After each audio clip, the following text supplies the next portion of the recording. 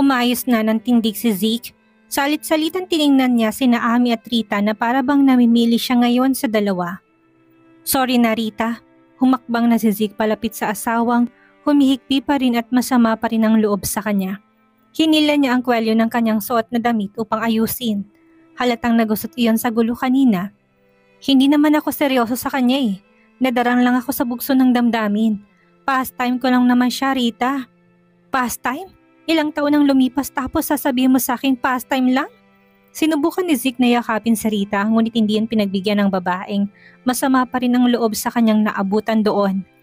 Halika na, huwag ka na magmatigas. Sa pilitan itong hila sa katawan ng asawa upang yakapin ng mahigpit.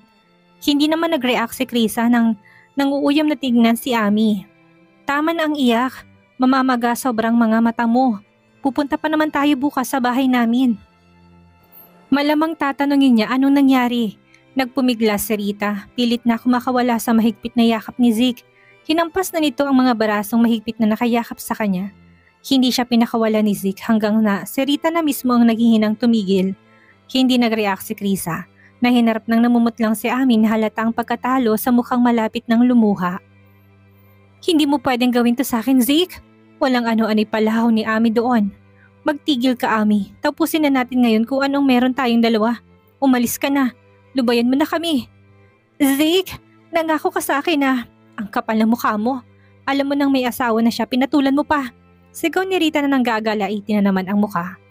Manahimik ka. Hindi ikaw ang kausap ko. Pagmamatapang pa ni Ami kay Rita. Ikaw ang manahimik, Ami. Lumayas ka na sa harapan namin ng asawa ko. Zeke, palit-palitan silang tinignan ni Krisa na ilang na lang ang dalaga. Grabe na sa kapal ng mukha itong si Ami. Baluktot na nga pinaglalabang nagawa pang tumapang. Akmang susugurin niya sa Rita ngunit mabilis niyang pinigilan ito sa paghahawak ng marahas at mahigpit sa buhok nito. Sige Ami, subukan mo sakta si Rita sa harapan ko mismo. At sisiguraduhin kong mababalot ang mukha mo sa dugo kapag ilang pasok ko sa sahig na inapakan natin. Bitawan mo ko, Krisa. Ano ba? Sigaw nitong parang kinakatay ng baboy. Sinunod ni Chris ang hiling nito pero hindi doon. Kinaladkad niya ito palabas ng villa ni Narita at patulak ni inihagis sa parking lot. Pasubsob siyang humandusay. Nakatukod ang dalawang kamay sa lupa upang huwag humalik ang muka sa bahaging iyon ang paradahan kung saan nabalagbag na nakahintong puting Ferrari ni Nick. Ayan, dyan ka nababagay. Pinagpag ni Krisa ang dalawa niyang palad na parang nagpapalis lang doon ng alikabok na dumikit. Ang lakas pa rin talaga ng loob mong lumaban sa original na asawa. Talo ka, kawawa ka. Ganyan ka nakababa ha, Ami? Hindi ka na kinikilabutan. Maawa ka naman sa sarili mo. Sa sarili mo na lang, luha ang tiningala siya ni Ami. Magiging ipokrita si Krisa kung sasabihin niyang ni katiting na awa ay wala siyang maramdaman sa babae. Bilang babae, nakakahabag na makitang kapwa babae na nanlilimos ng pag-ibig sa mga taong hindi naman na pwede. Kagaya na lang ng babaeng kaharap. Ang daming lalaki dyan, maganda ka naman. Huwag mong sayangin ang ganda mo at buhay mo sa pagiging kabit lang. Mangarap ka naman, Ami. Mangarap ka maging original at legal. Yung ikaw lang. Huwag kang makisalo, magbago ka na. Pagkasabi ni Krisa noon ay pumasok na siya sa loob ng sasakyan. Walang lingon-likod na nilisan ang lugar. Masakit sa dibdib ang mga salita niyang binitawan, pero ganun talaga. Kailangan niyang sampalin si Ami noon at baka sakaling magising pa ito. Mahimasmasan at mapagtantulang na mali ang kanyang ginagawa sa buhay niya. Hays, may hiwaga talagang pag-ibig, nakakabulag, nakakatanga at saka masakit. Hindi lang puro saya, ubos ang lakas at parang nanlalantang gulay ang katawan ni Krisa nang sapitin niya ang penthouse. Ni hindi siya nakapagpaalam ng maayos sa kaibigan bago siya lumayas. Saka pa lang niya naalala na nangako sa kanya si Nick na tatawag sa kanya. Nang tingnan niya ang phone ay wala naman itong tawag o kahit text. Padapa siyang nahiga sa kama, binalikan sa kanyang isipan ang nangyari sa kaibigan niya. Kung ako sa kanya, hindi ko na si Zeke babalikan. Nagawa na siyang lokohin. Hindi malabong ulitin niya yon. Sa bagay mahal niya, pero kahit na wala siyang peace of mind sa kanya. Siyempre palagi siyang mag-overthink lalong wala ito sa tabi. Kausap niya sa sarili habang nakatingin sa labas ng kawalan. Sinusubukan niyang ilagay ang sarili sa pwesto nito. What if si Nick ang gumawa noon sa kanya? Makakaya niya bang lumayo? Huwag kang hanghibang, Krisa. Imposibleng mangyari yon. Wala naman kayong relasyon. Kung gagawin niya yon ngayon, Ayos lang yon dahil may kalayaan naman siya. Wala kang habol dahil sa walang label ang relasyon nyo. Nakatulugan na niya ang isiping iyon. Nang magising ang isang message lang kay Nick ang kanyang nabasa. 5:00 ng madaling araw iyon na nasend na halatang kagigising lang ng binata. Nick Bentacourt. Chris, pasensya na, nakalimutan kong tumawag kagabi. Anong oras na rin kasi ako nakabalik ng room? Mula ngayong araw ay magiging busy na ako. Susubukan ko madali ng trip na ito nang makauwi na ako. Hopefully, hindi umabot ng week. Huwag mong pabayaan ang sarili mo dyan. I miss you, baby. Wala sa sariling niyakap ni Chris ang cellphone niya. Yun ang nagpapaganda ng gising niya. Halos mapunit ang labing nag-reply habang yakap ng dalawang binti niya ang una nito. Criza Aguilon. Okay, sige. Huwag gaano magpakapagod. Narito lang ako sa mga sumunod na araw ay naging abala si Criza sa paghahanap ng maupahang space para sa itatayo niyang sariling music center. Kahit mag-invest na sa dati pinagtrabahuhan ay gusto niya pa rin subukang maghanap ng space. Panaka-naka silang nagkakausap ni Rita. Nalaman niya dito na naging maayos na naman daw ang samahan nila ni Zeke. Hindi na siya nag-react doon at nabigay ng kanyang opinyon. Naisip na lang niya na baka sobrang mahal niya ang lalaki kung kaya nito nagawa yon. At naiintindihan niya ang kaibigan. Basta kapag physical na sasaktan ka niya, matuto kang gamitin ang isip mo, Rita. Huwag palaging puso, okay? Salamat, Criza. Sa sobrang pagiging abala na ng 3 araw na sunod-sunod ay halos nakalimutan na ni Chris ang tungkol kay Nick. Alam niya rin naman kasing busy ito kung kaya hindi na ginulo. Yun ang huling chat nila sa bawat isa. Hindi na rin ito nag-reply na para kay Krisa ay sign na sobrang abala na si Nick. Hindi inaasahan ng dalaga na sa gabing iyon ay nakabalik na pala ang binata at excited na mataman na siya nitong hinihintay na makauwi ng penthouse. Ano bang pinagkakaabalahan niya these days? Tanong ni Nick sa kausap sa kabilang linya. Invisible bodyguard ni Krisa yon na binayaran niya na bantayan ito habang wala siya. Naghahanap po siya ng space para gawing music center. Tumango-tango si Nick. Naunawaan na bakit ito abala at wala pa sa bahay ng mga oras na yun though maaga pa naman. Salamat. Sumulyap na si Nick sa pintuan ng penthouse nang marinig ang tunog ng pagbukas ng elevator. Ipapasan ko na lang ang kabuhan sa inang bayad mamaya sa sekretary ko. Napuno ng pagtataka mukha ni Krisa nang pagbukas niya ng pintuan ng penthouse ay sinalubong siya ng sobrang liwanag na paligid. Bukas ang halos lahat ng ilaw ng huling natatandaan. Ilang beses siyang halos matumba sa pagmamadali niyang magtanggal ng sapatos. Ang unang pumasok sa kanyang isipan ay si Nick kahit na alam niyang imposible dahil ang paalam nito ay 1 linggo. Baka nakauwi na sa penthouse ang abogado. Nakauwi na ba siya? Excited na tanong niya sa kanyang isipan. Halos magbuhol ng mga binti niya patungo ng sala upang matagpuan lang doon ang binata. Parenting nakaupo ito sa sofa, ngunit nasa tengang hawak na cellphone at talatang may kausap pa doon. Nasa gilid niya ang maleta nitong dala, halatang kararating lang niya sa bahay. Kinilig na natigilan na si Krisa. Magiging ipokrita siya kung sasabihin niyang hindi niya ito na-miss. Sobrang miss na miss niya ang binata kahit na busy siya. Nick? Otomatikong lumingon na sa banda niya ang binatang malapad na ngumiti sa kanya. Tinaas pa nitong isang kamay habang halos umabot ang ngiti sa kanyang mga tenga. Parang batang patakbo nang lumapit sa kanya si Krisa na walang hiyang itinapon ng sarili upang yakapin siya ng mahigpit na mahigpit matapos bitawan ang kanyang bag na dala. Nakauwi ka na! Bulalas pa ng dalagang. Hindi na napansin ang ginawa niyang pagkandong sa 2 hita ng abogadong nagulat din sa kanyang naging reaksyon. Bakit hindi mo sinabi sa akin ha? Pagak na tumawa lang naman si Nick. Nabinitawan na ang cellphone sa sofa kung saan kausap niya ang sekretary niya tungkol sa pagsasend ng bayad sa invisible bodyguard ni Krisa. Mahigpit na pumulupot na rin ang kanyang 2 kamay sa katawan ng dalagang batid niya sobrang nangulila doon sa kanya. Ganyan mo ko na miss? Sobrang miss na miss. Tugon ni Krisa na nawala na sa kanyang sarili. Hindi niya na rin naalala pang salitang kahihiyan. I miss you too. Masuyong tura ni Nick na inangkin ng labi ni Krisa na hindi tumutol sa ginawa ng abogado. Bagkos ay pinulupot niyang 2 braso sa leeg nito at tinugunan ng banayad na halik nito sa kanyang labi. Paano natin papawiin ang pangungulila sa bawat isa? Nakakalokong tanong ni Nick sa dalaga na sa mga sandaling iyon inawawala na sa sariling wisyo. Parang may sariling buhay na gumalaw ang mga kamay ni Krisa. Nang mula sa leeg ng binata ay bumabayin sa botones ng suot ni Nick na damit. Isa-isa niya yung tinanggal habang hindi pinuputol ang kanilang halikan na patuloy sa paglalim. Nagsimula na rin gumapang mga palad ni Nick na humaplo sa bandang behong ni Krisa. Bumaba na yung sa biliguan at maputing mga hita ng dalaga. Nang maramdaman ay bahagya ng napaliyad at mahinang umungol. Lumakas pa yun ang umakyat ng palad ng abogado sa pagitan ng kanyang mga hita at dahan-dahan ng haplusin ng pribadong parte ng katawan niya na nasa pagitan ng mga hita. Nagbigay pa yun ng iba yung init sa katawan nilang dalawa na darang sa init at lagablab ng makabundong apoy na ilang gabi nilang hindi nagawang pagsaluhan. Walang kahirap-hirap na naihiga na ni Nick ang dalaga sa sofa. Ilang segundo pa'y nagkalat ng saplot ng kanilang katawan sa sahig. Tuluyan ang nawala ng pakialam sa kanyang paligid si Krisa. Ang tanging nasa isipan niya ngayon ay muling maramdaman kung gaano na nabig sa kanya si Nick. Sa kanyang mga narinig ay lalo pang pinagbuti ni Nick ang mga galaw niya sa kabila ng medyo masama pa rin ang pakiramdam. Hindi naglaon ay napuno ng kanilang ungol ang parteng iyon ng penthouse. Naging saksi ang 4 na sulok ng lugar kung paano nila pinunan ang ilang gabing nawala sa kanila.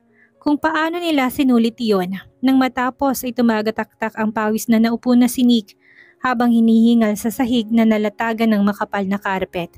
Parang lantang gulay naman ang katawan ni Krisa na natiling nakahiga sa sofa. Nagkalit sa kanyang tiyan at malapit sa puson ang buo-buo at maraming katas na inilabas ni Nick. Pinili niya yun sa labas gawin sa pakiusap na rin ni Krisa na kung siyang masusunod ay gusto niyang sa loob yun lahat ilagay. "Diyan ka lang baby, kukuha lang ako ng tissue."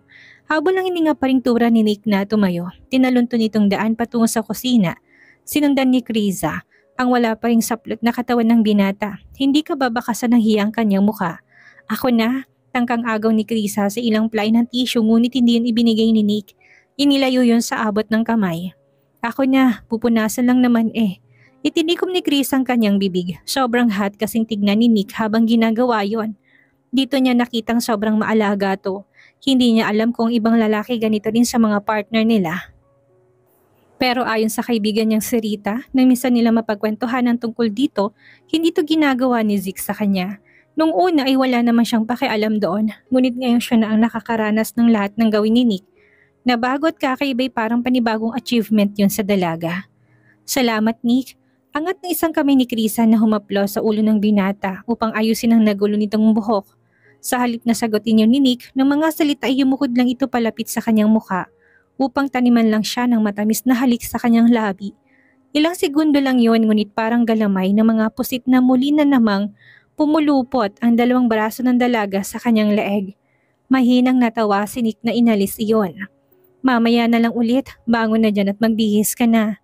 Pinagdikit ni Chris ang nakaawang niyang labi at dumako pang tingin niya sa masalang parte ng katawan ni Nick na nagising na naman. Makahulugan niya na tinignan ang mukha ni Nick doon. Yung tipong sinasabi niyang, "Talaga ba? Ayaw mong ulitin natin?" Medyo masama pa ang pakiramdam ko. Naalarma na napabangon si Chris sa kanyang narinig. Sinalat ng leg nito na hindi naman normal ang init. Ang buong akala niya kanina ay dala lang niya ng init na kailangang ilabas ng katawan. Ang hindi niya alam ay medyo may sinat nga ang binata. "Hindi ka pa magaling? Yan pa rin ba ang sinat mo noon?" "Hindi, gumaling na ako kaso." "Ano bang pag-aalaga sa katawan ang ginagawa mo?" Para kung sinong matanda na tanong ng dalaga. Tumayo na ito tinagilap ang mga saplot na nahubad. Walang bakas ng hiyang nagbihis to. "Bakit hindi mo sinabi sa akin kanina? Baka mas lalong lumala." Umarko na ang isang kilay ni Nick. Walang ano-ano nilapitan niya ito at mahigpit na niyakap.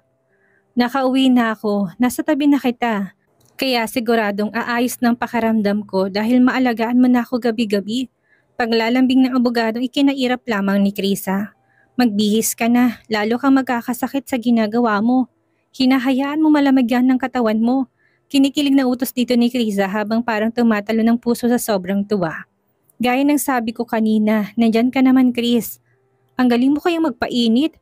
Pinalakihan na ni Krisa ng butas ng ilong ang abogadong tawang-tawa na sa kanyang itsura. Ilang sulyap ang iginawad pa ni Krisa kay Nick na tahimik na nakaupo sa dining table habang pinapanood siya sa kanyang ginagawa. Nakahalumbaba pa ito titig na titig pa rin sa bulto niya. Maliit pa siyang napangiti. Ang tanawing iyon ay nagdulot na ng kaibang ligaya sa dalaga.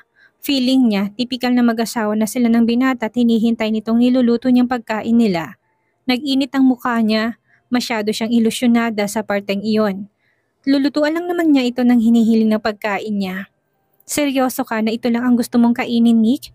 Pang-ilang beses niya nang tinanong ang binata dahil mag-aalang ang lugaw sa tiyan. Baka may iba ka pang gusto, sabihin mo't lulutuin ko para sa'yo. Wala akong panlasa at wala akong gana, yan na lang para mabilis lunukin. Marahil kapag luto mo ay paniguradong gaganahan ako. Basta damihan mo lang ng luya para malasahan ko ang anghang. Tumango na si Kriza bilang tugon sa kanya at muling hinarap ang kaserola ng niluluto niyang lugaw. Nilagyan niya yun ng petso ng manok, naglaga na rin siya ng ilang piraso ng itlog. Matapos takpan iyon, pagkahalo ay nilapitan niya si Nick dala ang kapsul ng gamot sa lagnat at saka thermometer. Pagdating niya sa harapan ni Nick ay mahigpit siya nitong niyakap sa bewang at kinabig na papalapit sa kanya upang mabigyan siya ng mas mahigpit na yakap. Ibinuro na itong mukha sa banda ng kanyang tiyan. Bagamat nakikiliti sa ginagawa ng binata ay walang narinig na anumang reklamo sa kanya ang binata. Nick, kukunan kita ng temperature. Inumang ni Nick ang kanyang kilikili kung saan inipit ng dalagang thermometer. Hindi niya inalis ang mahigpit nitong yakap na parang batang paslit na naghahanap ng lingap. Kailangan ba talagang pumunta ka pa sa office niyo mamaya? Hindi ba pwedeng ipagpabukas na lang iyon? Ipahinga mo na muna ang katawan mo, kaya ka nagkakasakit dahil sa pagiging workaholic mo. Kailangan, Chris. May mga documents akong pag-aaralan. Hindi yun sa client ko as a lawyer pero as a CEO ng aking mga negosyo. Saka meron din kaming meeting. Napahinga ng malalim si Kriza. Hindi naman kailangan ng binatang maging subsub sa trabaho. Kahit payata humilata to ng ilang taon at walang gawin, ay hindi nito mauubos ang kanyang kayamanan. Kung kaya naman hindi niya maintindihan kung bakit napaka-workaholic nito na parang normal na tao. Ipadala mo na lang dito sa sekretary mo at dito mo na lang pag-aralan. Mas makakampante ako kung nandito ka lang. Saka yung meeting, reschedule mo na lang. CEO ka, ikaw ang masusunod. Hanapan ng dalaga ng solusyon kahit hindi niya alam kung magiging epektibo ba yung suggestion niya sa abogado. Tingin mo? Concern lang naman ako sa health mo. Health is wealth, ika nga. Nagangat na si Nick ng paningin sa kanya. Paano ako makakapag-concentrate sa trabaho kung makikita kita? Baka hindi na ako magtrabaho. Ikaw na lang ang trabahuhin ko.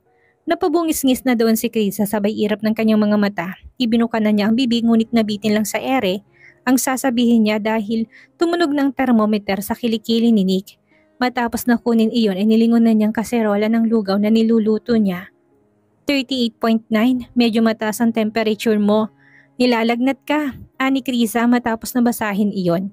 Inilapag niya ito sa table at kinalas ng yakap ni Nick sa kanya na hindi naman tumutol.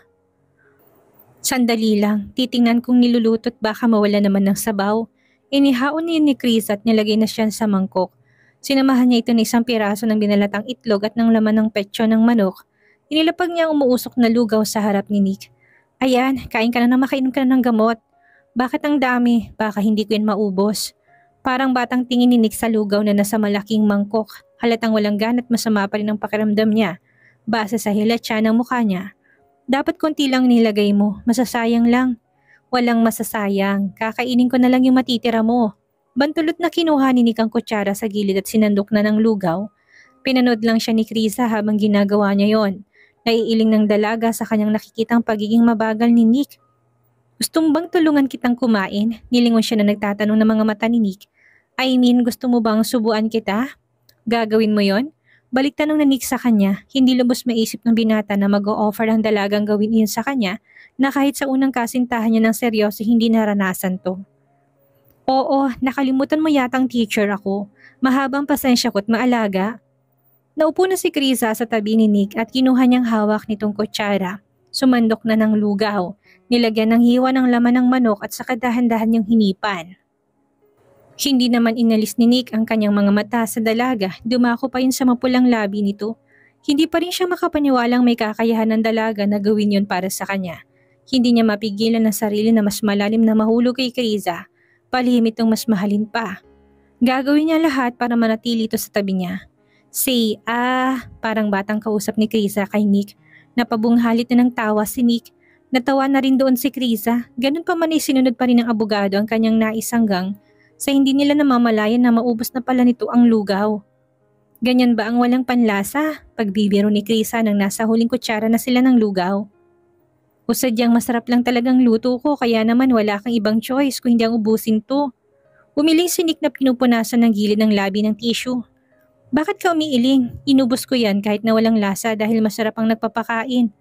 Otomatikong nangamati sa pulang mukha ni Krisa sa sinabi nito. Hindi niya na lang to pinatulan at tumayo na. Napakarami mo talagang alam, Nick Bentacourt.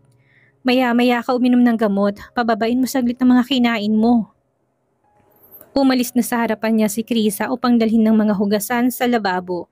Sinundan siya ni Nick at muli na namang niyakap mula sa likuran. Hindi naman ito sinaway ni Krisa na mas naging ganado pa sa paghuhugas habang nakayakap naman sa katawan niya si Nick. Maraming salamat sa pag-aalaga, Chris. Mahinang bulong ng binata habang nakapatong ang ulo sa isang balikat ni Krisa. Saglit na natigilan si Krisa dahil sa pagbilis na naman ng tibok ng kanyang puso. You're welcome. Maraming salamat din sa pagtanggap mo sa akin. Biglang kumalas ng yakap sa kanyang binata at nagtungo na sa harapan niya. Naguguluhang tinignan lang siya ni Krisa. Itinaas ni Nick ang dalawang kamay niya na marami pang bula ng sabong panghugas ng plato at mahigpit siyang niyakap. Nick, mababasa at malalagyan ka ng sabon. Hindi yun pinansin ng binata na sa mga sandaling iyon ay walang ibang gustong gawin kundi ang yakapin lang ng yakapin si Krisa. Ayan, tingnan mo, nalagyan ka na ng sabon. Parang hangin dumampi ang labi ni Nick sa bibig ng dalaga. Naninakawan siya ng mabilis na halik. Mamaya mo na yan hugasan, ako na munang intindihin mo. Parang batang paslit na ungot na naman ng abogado kay Krisa. Please, sige na nga, pagbibigyan na nga kita. Hugas lang ako ng kamay, hindi ka na ba pupunta ngayon ng opisina? Sandaling nag-isip si Nick sa naging katanungan ni Krisa at kapag dakimarahan siyang umiling. Hindi niya pa rin pwedeng baliwalain ang obligasyon sa kanyang trabaho kahit masamang pakiramdam. Pupunta pa rin ako, Chris. Sa meryosong mukha ni Krisa, gusto pa rin niyang igiit sa binata ang kanyang punto. Kalusugan naman niya yon at hindi pipitsuging dahilan lang kung kaya niya ito pinipigilan. Saka nag-aalala siya.